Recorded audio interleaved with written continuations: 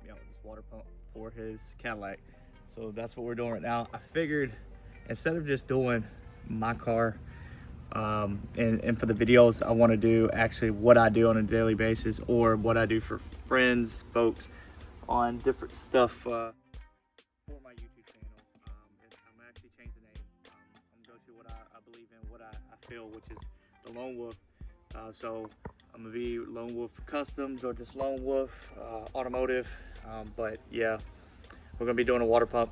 I have no experience doing a water pump for a Cadillac, but hey, YouTube, Google, things like that. Don't be afraid to try stuff. I'm waiting on my brother to come back from the part store to get it, and what we're gonna do is just take it all apart and work on it. But I'm gonna do some videos on it because there's not too much videos on it, just for content wise, and see how it goes.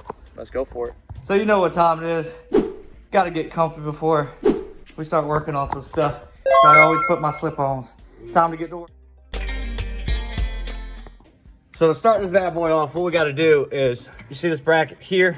You gotta take this bracket off, plus that bracket there. This is my first time doing it, my brother's second time doing it. But you gotta jack up the engine before that. So what we're about to do now is jack it up. Once we jack it up, we're gonna end up taking this off, remove it, and then we'll cut to the other part and do it. So the jack spot underneath it, it's right there. Did you get a small one under? Jack it up. Then right now, we're loosening it all, or taking all the bolts out for the one part here. So it's gonna fully remove it. So this is actually the engine mount. Remember we said take out the 3 bolts plus the other 3 bolts, so 6 bolts total. These are 15s, and what you want to do is you want to keep them all together. So these go here, and this goes here.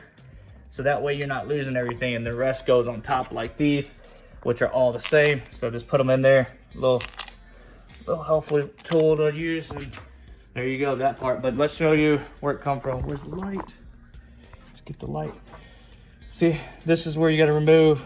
Now we got to remove this bracket here, and that's going to actually give us access to the water. The water pump is here where I'm putting the light directly. It's actually this pulley here. So we're going to take this off. That's a 17, another 17, which you got to kind of move and angle it.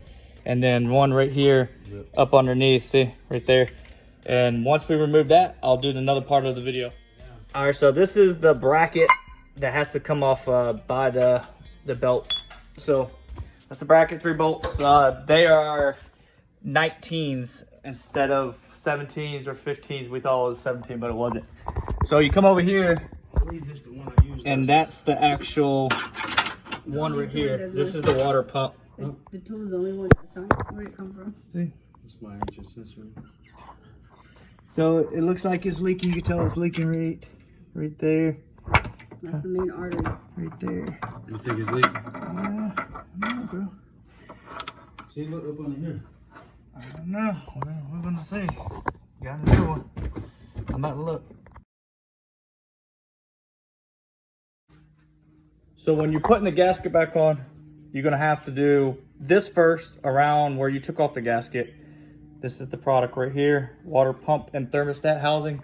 Once you do that, you're gonna put the gasket back on without the water pump first to seat it, and then you just put the water pump and then start putting the bolts. Start with like 1 bolt, then 2 bolts, and then of course when you're tightening everything, just do it in reverse order how you did it before, and then cross pattern, so that way almost like a star pattern. And then that's it from there. Once you tighten all that, you just do everything back, which we're about to do. But what we did was go ahead and crank the car, let it run to see if we had any leaks, and no leaks. So obviously it works. So now we're just gonna fill it back up and then go from there. So like 2 hours later, everything's back together. Car's running good. The tools you need is, I'll list them down below, but as you can see, it's staying where it's at. Don't mind the check engine light, that's for the O2 sensor, but it's staying. So, first time ever doing it. With a hard work.